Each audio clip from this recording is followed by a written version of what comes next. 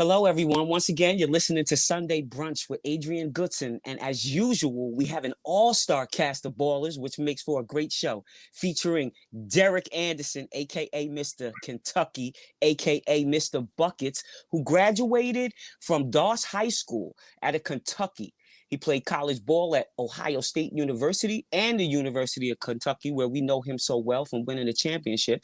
In 1986, he helped win a championship for the University of Kentucky with the NCAA Men's Basketball Championship under Coach Rick Pitino. He was selected by the Cleveland Cavaliers as the 13th overall pick in the 1997 NBA draft. In addition, he played for the Clippers, the Spurs, Trailblazers, Rockets, the Heat, where he won a championship, and then finally, the Bobcats.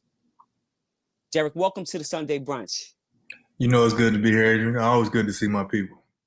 Absolutely. We haven't seen each other since, or talked to each other in a minute, but we've had conversations after we were in the NBA assistant coaches program in 2018, and that was awesome.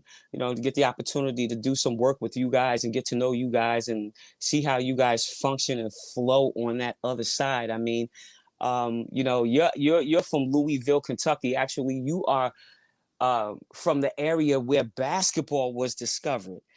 Take us back and talk to us a little bit about your walk and, some of the things that influenced you and how you started, bouncing the basketball. Well, I think when I grew up, it was the Muhammad Ali era where he was pretty much coming back to Louisville and showing us that, black kids could make it from the hood. And Wow. For us, we had seen so much negativity that it was just like, oh, man, what other options do we have? So to see him say, hey, you can make anything out of yourself, just do the right thing, be a good person. We started to go through our neighborhoods and everybody just started being cool with each other, where normally we would be with odds at each other because you're from a different project. But he kind of brought stability and showed us that. Then Daryl Griffin came along, and then we started watching him. And then we had more people in our path that were successful outside of the streets. So we grab a hold to sports. Me being 11 years old, I never played basketball. I played football. And just in the neighborhood. But then when you start playing basketball, and then my home life was messed up. My dad left at 10, and I came home to an empty apartment at the age of 11, and I didn't see either one of my parents for 20 years. So I grew up in the projects with other people. And this is like 83 and 84. So I just gravitated to basketball, saying, you know what? If I do good in school, I'm a good person. I play basketball. I can get a better life. I followed that, and I did it, and that's how I started, and I just kept moving on from that. Wow. And that's an awesome testimony, something that people just absolutely have no idea about you. And I was reading about that, and you said it exactly how I read it, where you were, you came home to an empty apartment and, all of a sudden you were, being taken care of by the streets and learning from the streets. And what an awesome testimony to have someone like a Muhammad Ali come back home, come into town and then scoop you up and take you under his wing and say, hey, listen, if I can make it, you can too. And, for a man who survived through so many things that we could never even imagine having survived through, to come back into town and say something like that to you, that was definitely a building block for you to just take off. And you took off, Doss High School, you had a fantastic career. You went to Ohio State. Sometimes we go to schools and we find out that that's not what's for us. But I can tell you what, when you went to Kentucky, that's when everybody knew your name. Yeah, no. Well, a lot of people knew me at Ohio State, but Ohio State wasn't winning as much as Kentucky, because we played against them. So when you're a hooper, people recognize it. But when I went to Kentucky and I showcased my game on this big stage, it changed my life. It changed everything. And but again, like when you spoke about Muhammad Ali, him coming back and talking to people and talking to normal people, he didn't know we were going to be successful. He just had a kind word to say to us. And that's what we needed. We needed some good, kind words. We didn't need everybody trying to be tough and gangster. We wanted to see a different avenue, and he gave us that. He told me, read books. Well, nobody reading books like that as far as just reading regular books. He said, read something that's going to broaden your mind, not so much, like a Nelson Mandela Bella. He said, read something that says positive stuff to build your mind, your character up. So for me, it was just an amazing feeling to have someone like him come back home. Yeah, I mean, absolutely. And then you go from, you go from high school and you go over to Kentucky University. Not only are you a standout, but you're also playing with other standouts, Antoine Walker, Tony Delk. What was it like playing on a team with them and winning the championship? You guys had a fantastic team, but I tell you, there was a lot of talent on that team, but you stood out. I remember watching you win that championship game, and I mean, young fella, you went off. Yeah, no. Yeah. Well, I think what happened was I had already knew I was good because I played against those guys a couple years before, and I had like 20-something points. So playing against them when I got to Kentucky wasn't a fear factor where a lot of guys be like, they got to prove themselves. So what I did was I took a back seat because we had Antoine, Tony Delk. Like they shot most of the balls. They had already been there in my first year playing. And I didn't want to come in and be on a losing team. So guess what I did? I sacrificed. I averaged like 10 points. But I was at Ohio State averaging 16 and 5, 6 assists. Like I could have did more, but I knew for us to win, we had to have sacrifice type of players. So for me, I wanted to do that for our team. And Ron Mercer we had 7 McDonald's All-Americans on our team. 7. Like that's incredible. Like you had 7. I mean, and then we had some guys on our bench that were really like they're Mr. Basketballs of their hometown and couldn't even get in the game because it was so talent. It was like crazy. So, but Coach Pitino did one good thing. He told us this. He said, "You live in the precious present, and you'll never have to worry about what tomorrow brings." He said, "If you handle your business today, tomorrow will take care of itself." And from that point on, man, we just played together. We hung out together. 14 of us go to the bowling alley. 14 of us go to the movie theaters. We wasn't with our girls. They were like, "Where y'all going?" It's like the team's golden. We sticking together. We gonna make this work. And we didn't have animosity because we hung out with each other. But when you get clicks and you see that now, like 3 or 4 dudes hang with 3, and then other crew hang with other crews, like you got animosity because they don't know each other. We wasn't like that. We all stung out. And so when we got on the basketball court, it was like if somebody got 20, we was hyping him up to get 30. Antoine get rolling. Come on, Twan, go to work. Tony get hot. Shoot that thing, Tony. Like we were motivating each other instead of arguing with each other. And that's why we beat everybody by 27 points the whole year. I mean, we were undefeated. We beat everybody by 27 points a game. You guys were rolling. I swear, you guys were rolling. And then, I forgot even about Ron Mercer. Ron Mercer was he was a beast itself, and it's funny how you guys all ended up, and you guys all ended up in that same kind of circle when you go to the pros, San Antonio and Houston, and then we'll get to that too. But all of those things that were happening to you, I remember as a kid when I was playing basketball and I'm getting ready to go to high school to college, and then going from college to making the jump to go to overseas. I was a little more, I was more grown, but I still needed mentors and I needed people to help me. But when you're in that period of time where you're making that transition from high school to college, it's so important who you listen to and who's in your ear and those people that you surround yourself with. Who were those people that you surrounded yourself with? Who were your mentors?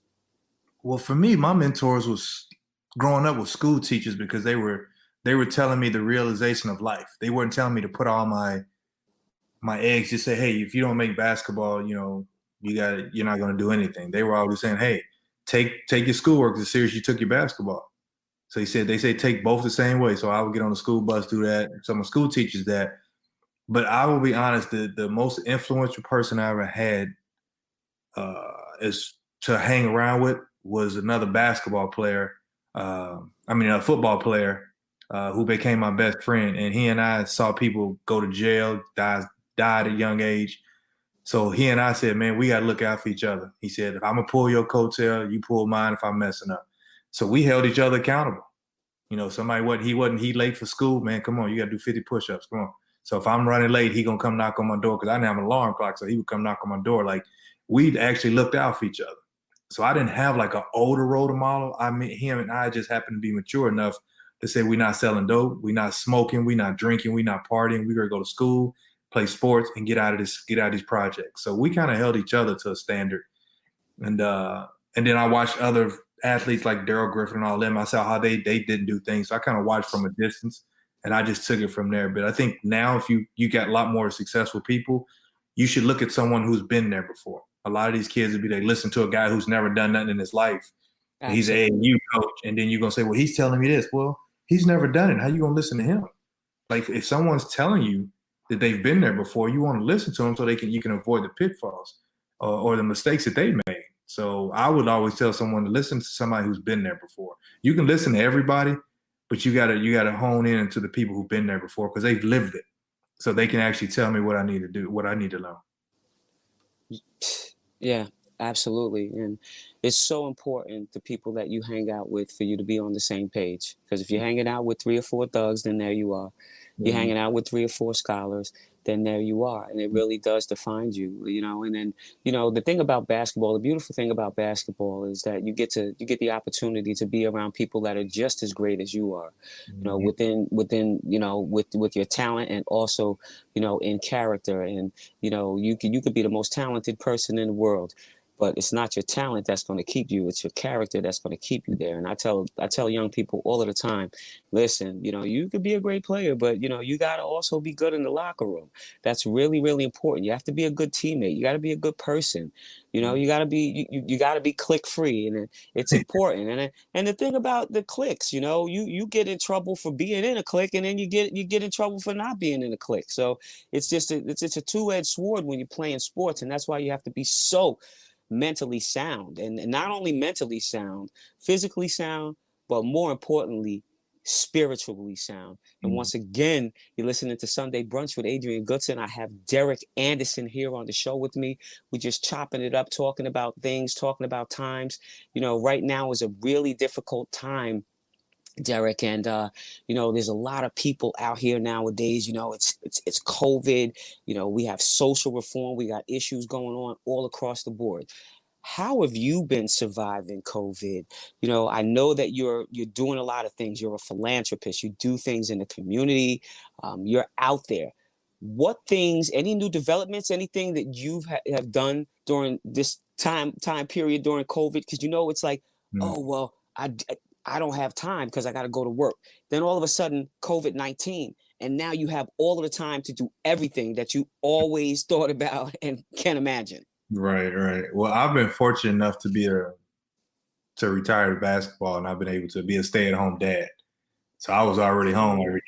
So, but I still had a job. I still have to work. I still put in work for other things. But my foundation is key, as I'm trying to save this next generation from themselves. And we as adults, it's our scenario that we got to start planting better trees. A lot of these parents are allowing these kids to wild out, but it's their leadership that is lacking. This making this generation fall off. And then, of course, social media influences them a lot more.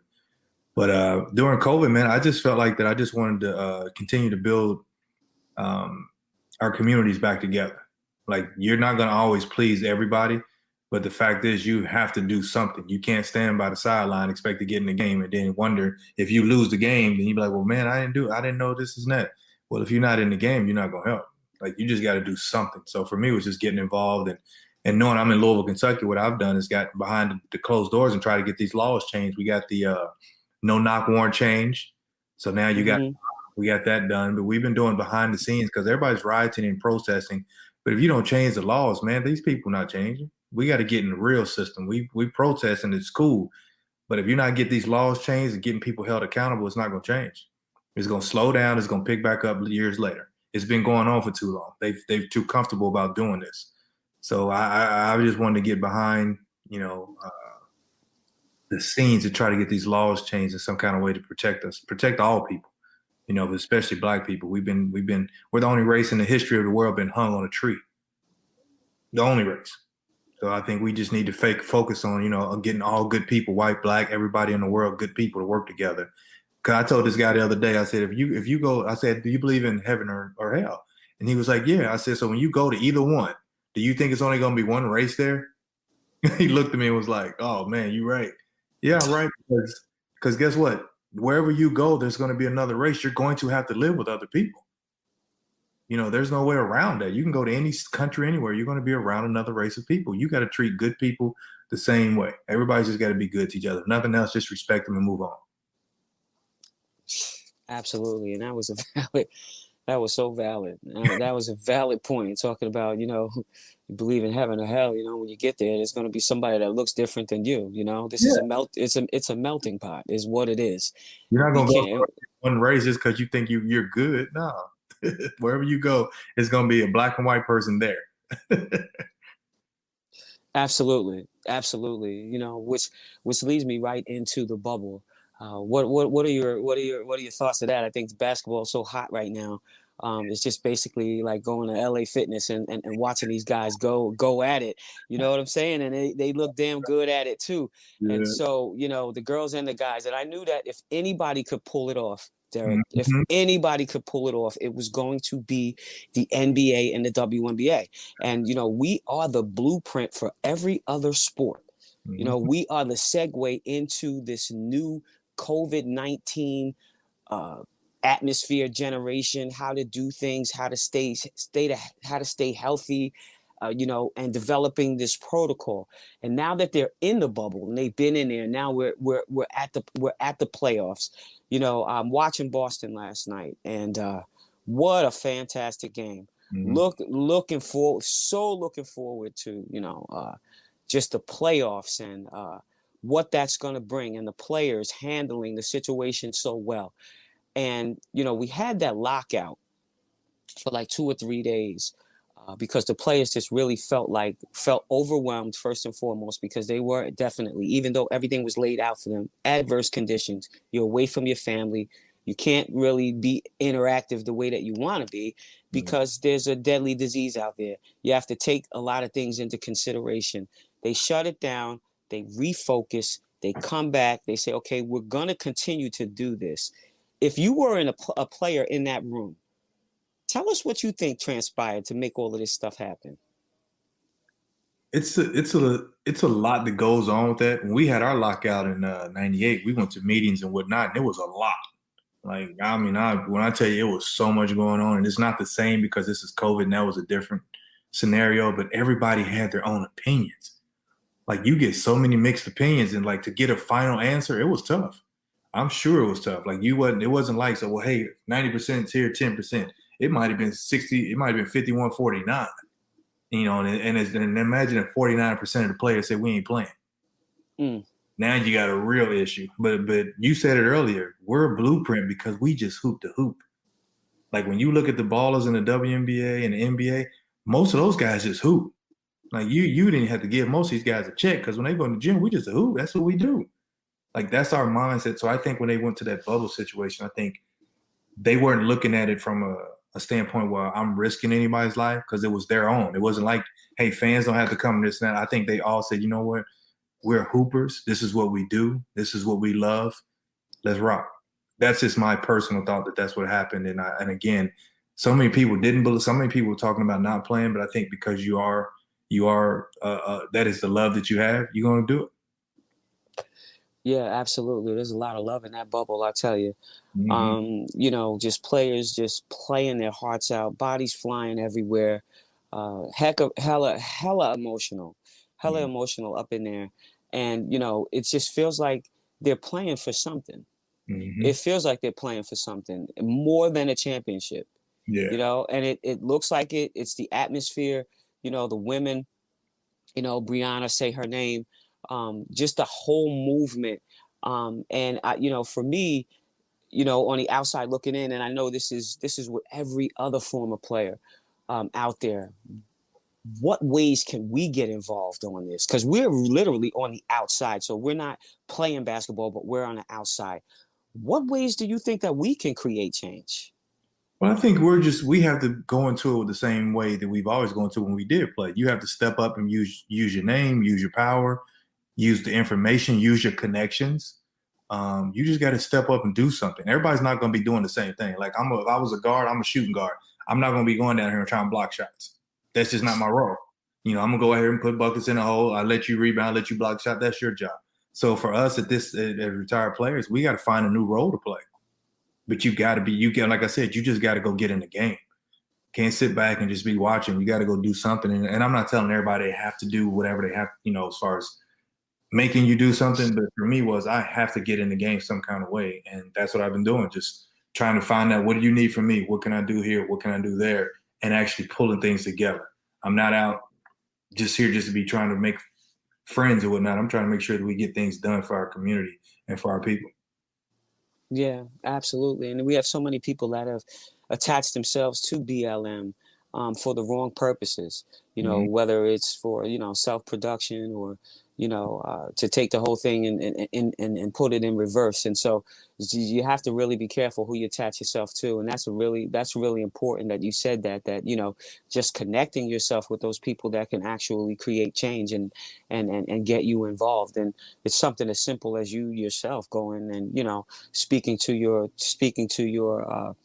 city officials and getting in touch like that. And so those are things that I've done. And it's this community thing isn't something that we just started doing Right. as professional athletes. We've been doing it for a long time. And from the CHKD, I mean, I know San Antonio was just an awesome organization to play for. Both of us played for that organization. You were there.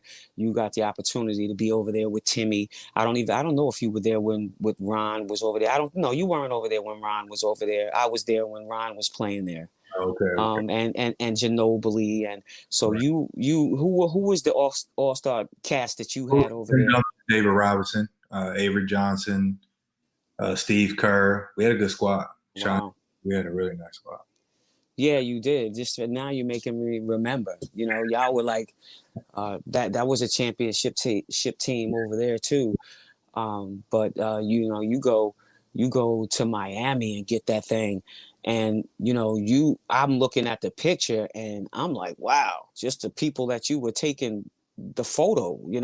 Right. You had that photo there with Right. Antoine Walker. I see that. And then you're there. I forgot about Gary Payton over The, there and our bench Jay Williams and players. Our bench were all-star players at one time, just a few years ago. Yeah, it was me, Gary Payton, Antoine Walker, and Alonzo Mourning coming off the bench. like, like you got Hall of Fame. You got guys who've been starting and putting in work their whole careers coming off the bench, and we accepted our roles, and that's why we won. Nobody was trying to do too much. Everybody accepted their roles, played their roles. Alonzo Mourning had a lot in his tank still, and he was coming off the bench. He didn't ask for a trade. He didn't complain because of Shaq. He said, "No, when my time comes, I'm gonna go in and go to work." Period. absolutely. I'm looking, and that actually may have been the beginning of these superstar teams.